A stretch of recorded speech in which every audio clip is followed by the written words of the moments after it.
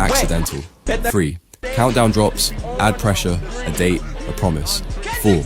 Micro-influencer reposts, DM meme pages, niche creators, fuel the hype fire.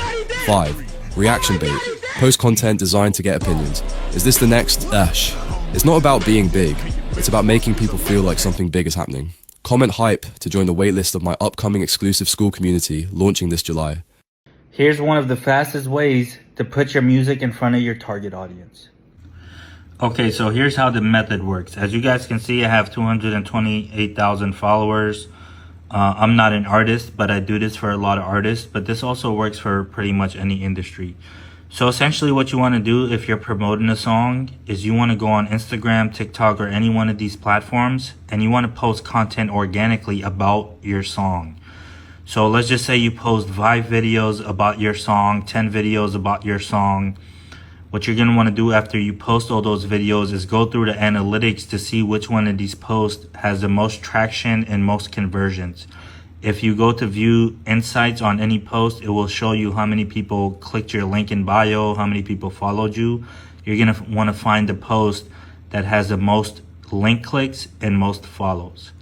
What you're going to want to do next is go to your Facebook Ads Manager and go to Audiences, and then go over here to Create Audience. Do Custom Audience. The second thing you're going to want to do is click Video, and then do Next. Then go and find that video that has the most engagement and do people who viewed at least 95% of your video. So you're going to take the video that's performed the best for your song, and you're going to find, 95% of the people who watched it, and you're going to create a custom audience from that audience. So let's just say I take this video and I create a custom and lookalike audience from this video. So once I create the custom audience, I can name it. I'll just name it something random, and then I'll do create audience, and then I'll do create lookalike audience from that custom audience. So people in the United States who are similar to the people who watch 95% of my video. As you can see, there's 2,770,000 people who are similar to the people who watch 95% of that video. So that means those 2 million people would really resonate with my content. And the point of this is to take content that you've put out that's performed organically, and to take the audience that has watched that and use their data to find more similar people like them. And then when you use that piece of content to run an ad on towards that audience, a lot of people are going to watch the actual video and actually convert over to following you or clicking your link in bio to stream the song. You can also do a conversion campaign where you use that video and direct people directly to your Spotify, and you can drive up the conversions and get a lot of streams. Here's how you gain more followers on Instagram. You're going to want to do this in the Facebook Ads Manager. Once you're logged in, go over here to Create and do a traffic campaign. Then hit Continue. Next thing you want to do is hit Manual Traffic Campaign and hit Continue.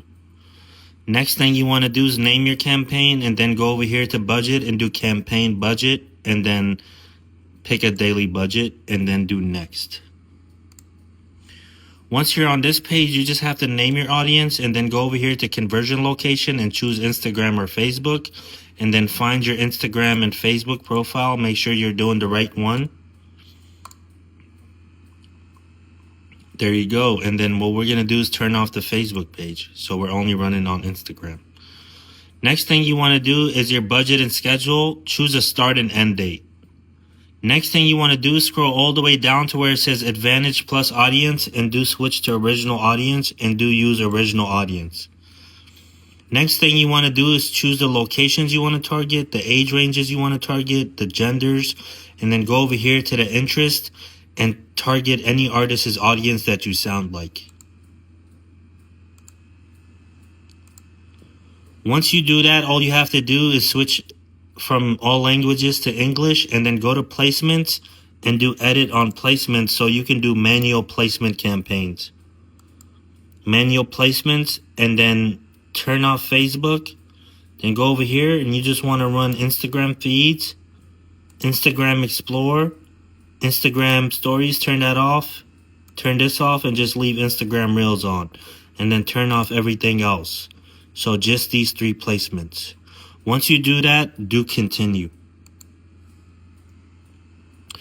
Once you're on this page, name your first ad and then go over here to create ad and do use existing post. Turn this off and go over here to select post and find the post on your Instagram that you want to promote.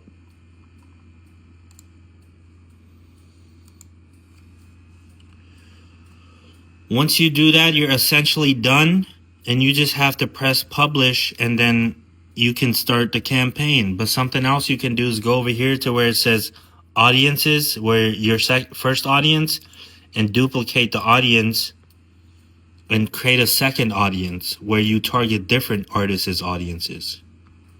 So take these out and bam, choose some more artists. Find more artists that you sound like.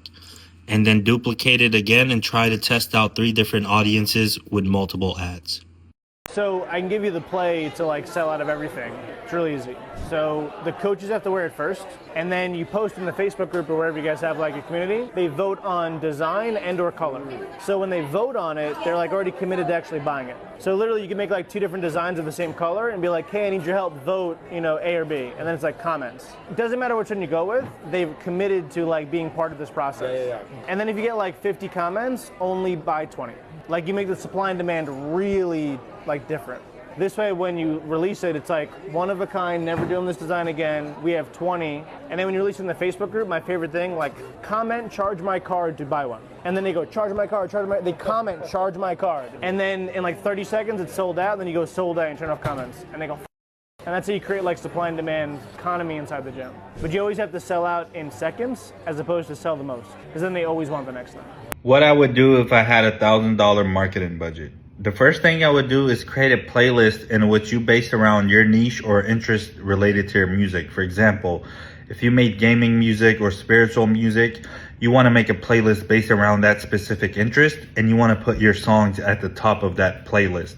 And what you want to do next is create visualizers to promote that playlist with meta ads and TikTok ads. So as you're promoting this playlist, you're gonna figure out different audiences that work for your type of music or interests that relate to your music. And the reason why you're gonna do this is because you're gonna figure out who your target audience is this way a lot faster than if you were using one of your songs. Once you figure out who your target audience is, what you wanna do is then take those visualizers that were working really, really good for the playlist and promote your song using the audiences that converted well with that playlist, and use a majority of your budget to target that audience. So as you're doing this, you're gonna see if you spend like $250 marketing the playlist, you're gonna get a bunch of conversions on a playlist. Your playlist is gonna get a bunch of likes, and you're gonna get a lot of streams from that. And then once you figure out your audience based around that playlist and the people that converted, what you're gonna do is then switch the landing page over to your song, and you're gonna run ads using those visualizers that did well for the playlist to promote your song.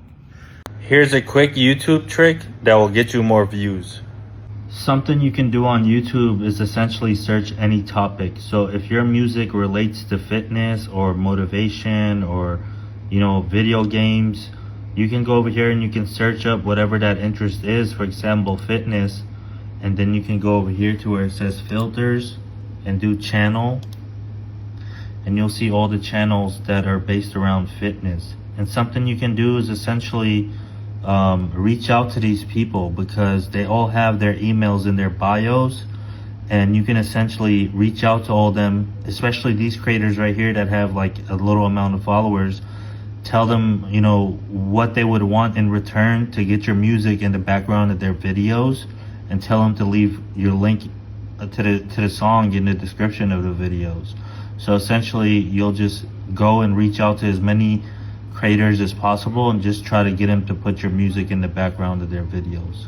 You have an Instagram strategy. You have an album rollout strategy. You have a live tour strategy. Is there any other tools that you use that allows you to do what you do? I use Chartmetric. So if you want to know data, just where your demographic, where your audience is, where your songs is getting played, Chartmetric is very important. Indie on the Move, if you want to book a show and you need to find booking agents or bookers or just venue contacts. Polestar for when you get to a certain level of shows, you can see all the capacities. I use Polestar to find radiuses. When I book a show, it shows you every city that's nearby so you could target specifically. Hootsuite is important. That's a social media scheduler. You can use Hootsuite, Later, Simplify. You know, there's some things that you can spend a week worth of time doing and then you don't have to do it for the next 2-3 months if you set yourself ahead.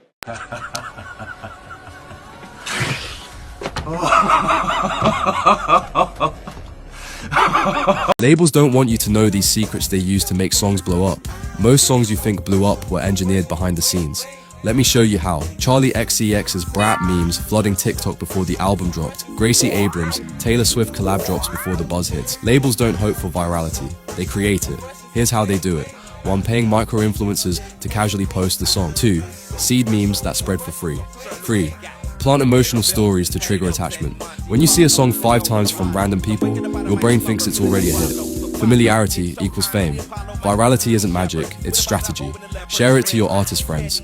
Most artists have no idea what to do after dropping a song, and well, that's why nobody hears it. And so here's what the artists who are blowing up right now do that everyone else misses. They follow what's called the rule of 7. Back in the 1930s, movie studios realized that people need to see an ad at least 7 times before actually going and buying a ticket. They called this the rule of 7, and it still works today. Think about your favorite artists online right now. You didn't become a fan off of one post. You saw them again and again and again until eventually you felt like you knew them. So what does that mean for your music? It means you need to show up at least 7 different ways after you drop. And after studying thousands of artists' reels and strategies this year, here's what I found. The content that performs best isn't cringy, highly produced stuff. It's just simple iPhone footage that matches the song's emotion and makes fans feel like the song was for them. I don't have enough time in this video to go over all of that, but if you comment the word plan, I'll send you an entire video breaking down my exact 7-day post-release strategy so that you'll know exactly what you need to post to connect with fans. Building his social media, registering him at ASCAP, BMI, Sound Exchange, MLC, making sure he's educated about how the music business works. We're going to test the 7 songs. What does the test entail? It entails making a minute-and-a-half video with his iPhone. It's sort of the same video for each song. It's you rapping the chorus, the verse, and a chorus, and then we're going to run $100 for 2 weeks on each song at the same time, and we're going to see how long people stayed on each song. It's going to tell me the order in which I'm going to release those 7 songs. Do you go best to worst? Absolutely. We're going to have a month's worth of content or 2 months worth of content because you're new. I want to make sure we have a lot of stuff in the can and we're ready to go. We're going to figure out who your audience is by people that sound like you. We're going to go to the Chartmetric stats on people that are similar to you at a similar stage, similar sound. Testing is going to help us a lot too because we're going to look at the stats on the back end of that. You don't have any social media, so I can't go into your SoundCloud or your Instagram yet and see who your fans are, but I'm going to watch it. Once we're ready, we're going to put a plan together. The money's going to be there and we're going to start dropping. I'm not going to shop him a deal probably for 2.5 years. Wow. Because he needs leverage. Musicians, here's how to get 50 solid performance clips to promote your next song using the 1-5-10 method. For every one song, record 5 different full song performance videos, each in different places. From those 5 videos, cut up 10 different shorter videos from each and use different sections, lengths, and hooks. Now you've got almost 2 months of high quality content and enough variation to keep it interesting. Second is some type of performance clip, so you don't want to record yourself performing a song at the mic or looking at the camera.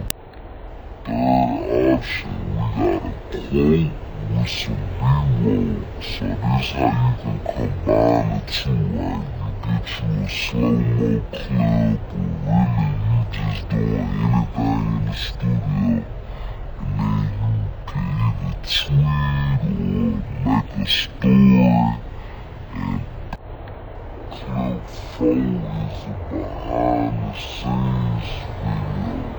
So you can post a short 7 to 15 seconds of something that you recorded randomly in the studio. Content number 5 is a reaction video. You can easily record yourself reacting to the final song and just post it, bro. 15 seconds or less. I'm telling you, the shorter the clip, the better. Make sure the more day first is a regular studio recap. Okay, so you can get somebody to record you walking in, dapping up your homeboys, dapping up with the engineer. Don't pitch playlists, don't pay for ads. Just make memes and your music will grow. This is how you're gonna do it. Watch this. Set the meme up like this, so there's a video on the bottom and text on top. This will make people watch